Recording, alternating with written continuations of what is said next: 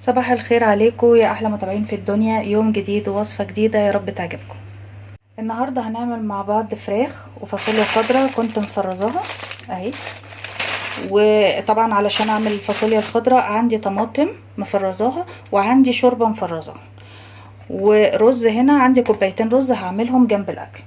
بس كده تعالوا بقى نبتدي مع بعض ونشوف هنعمل ايه. اول حاجة هعملها هشيل الفاصوليا في الفريزر تاني، لان المفروض لما اجي انا احطها في الحلة تبقى بتلجها كده، فهرجع اشيلها تاني في الفريزر. الفرخة عندي طبعا نقعتها في محلول النقع، قطعتها الاول زي ما انتوا شايفين كده 4/4، ونقعتها في محلول النقع مية و2 دقيق وواحد سكر، معلقة سكر، معلقة ملح، ليمونة او ليمونتين على حسب ما انت عندك، واعصريها وحطي القشر معاها والمية دوب تغطيها. قعديها زي ما انت عايزة وبعد كده اشطفيها تطلع معاكي بالمنظر ده. تمام. والجلد اللي عند الرقبة انا بشيله لانه بيعمل زفر. بس كده ادي الفرخة عندي بقت زي الفل اهي. هبتدي بقى نشوف هنعملها ازاي. جبت هنا عندي بصلاية وسط، قطعتها كده دواير زي ما انتوا شايفين، وطماطم كمان مقطعاها شرايح كده. وعشان ما تحسيش ان المطبخ حواليك مكركب، انا هنا جايبة شنطة بحط فيها قشر البصل والطماطم والكلام ده كله، منها مش هوسخ المطبخ حواليا، وهلاقي الدنيا رايقة، وفي اخر ما اخلص خالص بمسك ده وبرميه في الزبالة.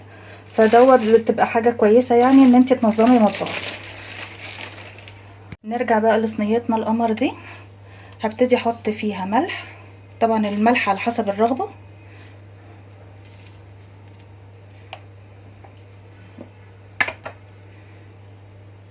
فلفل اسود،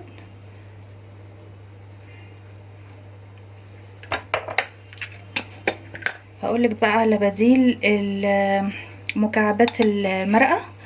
هنا هحط كاري، تمام، بدل ما نستعمل مرقة دجاج بالمواد الحافظة. على ايه يعني، مش طالبة. واحط بابريكا. الكاري والبابريكا هتديكي نفس النكهة ونفس الطعم. ابتدي بقى ادعك كده، ايديا نضيفة يا جماعة وزي الفل. بس ابتدي ادعك الكلام ده لان الدعك بالايد بيفرق عن التقليب عادي بمعلقة. ادعكها كده.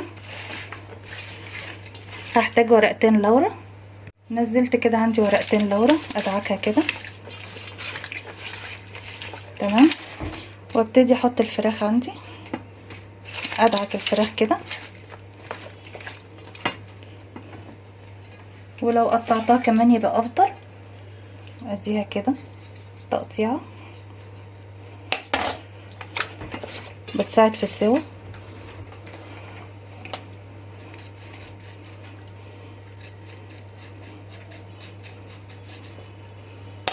اهي ادعكها قوي. ده شكلها عندي بعد ما دعكتها كلها. اسيبها بقى تتشرب شويه وبعد كده نشوف هنعمل فيها ايه.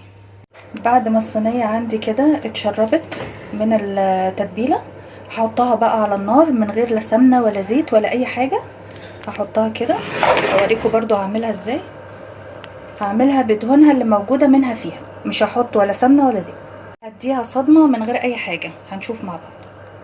هديها صدمه كده عندي، بصوا، لغايه ما بصوا اللون يتغير اهو. انا كده بقى في المسام بتاعتها اهو زي ما انتوا شايفين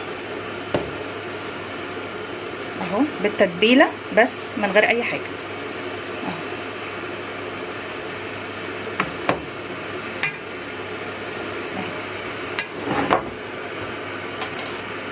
ان انا عايزاها خفيفه، يعني عايزه الاكل يبقى خفيف من غير لا سمنه ولا زيت.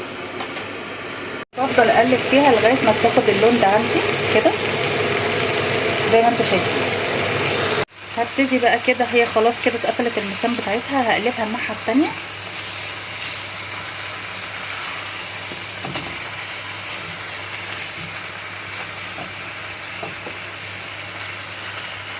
كده بالمنظر ده. ريحه التوابل تحفه فيها طبعا. واحط ميه سخنه من الكتل كده تغطيها عشان تستوي.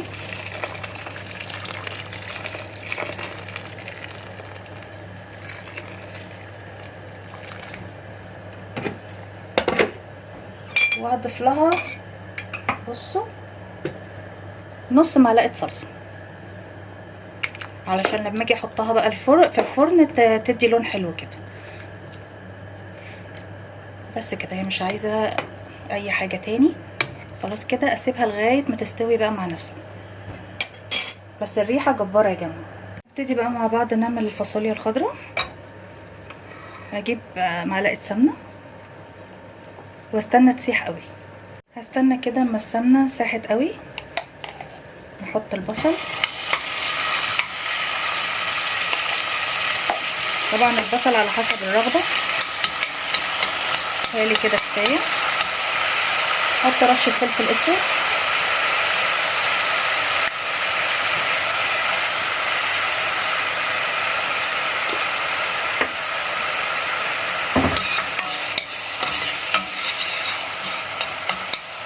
خليت البصله تحمر قوي وبنزل بالفاصوليا الخضراء. بصوا بتلجها، لان الموضوع ده بيفرق. بتلجها كده علشان ما تبقاش طريه منك وتبقى طعمها مش حلو. كده بقى تتشرب من البصله ومن السمنه، يبقى طعمها تحفه. نخليها بقى تنزل ميتها براحتها وتتشرب كده من اللي انا حطيته فيها البصله والسمنه. عشان انا حطيتها وهي مجمده. بصوا اللون الاخضر بتاعها عامل ازاي، اكني لسه مقطعاها وجايباها من السوق دلوقتي اهو. هحط بقى الطماطم عندي دي، انا كنت مفرزاها معاكم في فيديو قبل كده.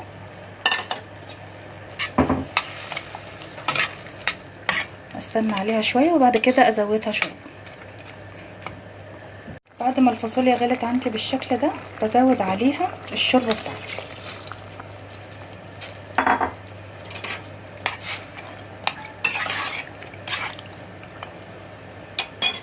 بس كده بغطيها وعلى نار هاديه. بس كده اسيبها. يلا بينا بقى نعمل الرز مع بعض لغايه ما باقي الاكل يستوي. حطيت شويه زيت وبعدين بنزل بالرز، والطريقه دي بس مش هتلاقوها غير في القناه عندي.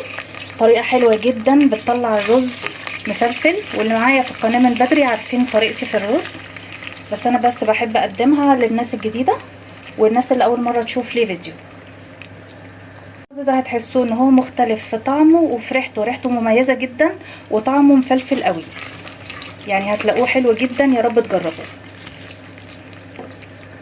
هي كده عندي تعتبر الفاصوليا خلاص كده استوت زي ما انتم شايفين لونها جميل ازاي اهي.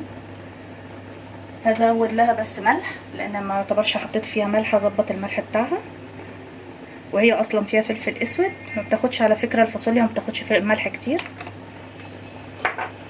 فهي كده تمام. وادي شكل الفاصوليا عندي.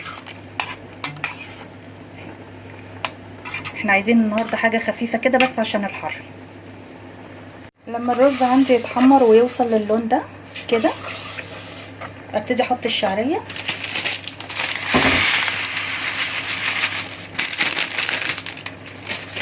احط حبه كمان بس كده. وابتدي احمر فيهم هما الاثنين كده بالمنظر ده. الطريقه دي جميله جدا للرز. لما الرز والشعريه خدوا نفس اللون كده ابتدي احط باقي الرز التاني.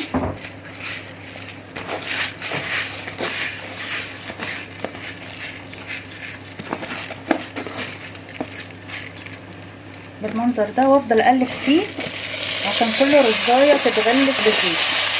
وعلى فكره انا بستعمل زيت مش سمنه في الرز.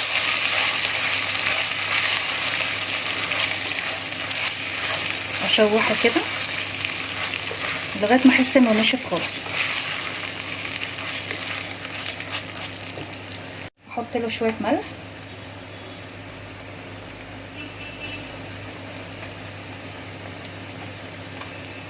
بصوا استنى عليه كده لغايه ما تحسي ان كل الرزايه اتغلفت اهو كده بالمنظر ده وبيلمع كله كده. احط بقى ميه منكده، ميه سخنه ما تكونش ساقعه.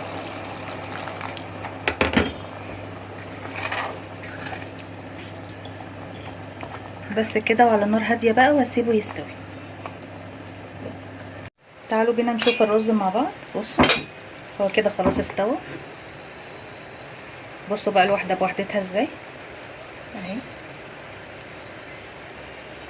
وده لون.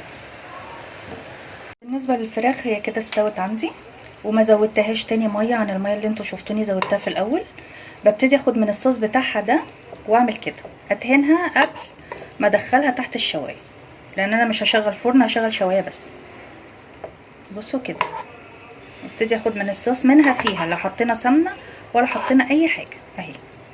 تطلع خفيفه معاكي واخده لون تحفه، وريحتها اساسا جميله جدا من وهي على النار، ريحتها حلوه قوي. بس كده بكتفي وبدخل الفرن على الشكل ده، الشوايه قصدي، تحت الشوايه يعني على نفس الشكل ده. ده شكل اكلنا التحفه النهارده، الشكل النهائي ليه. ادي الرز يا جماعه اهو، والفاصوليا الخضراء اهي جميله، والفراخ عايزه اوريكم سواها. هي مستويه من الناحيتين لاني قلبتها وهي تحت الشوايه اهي.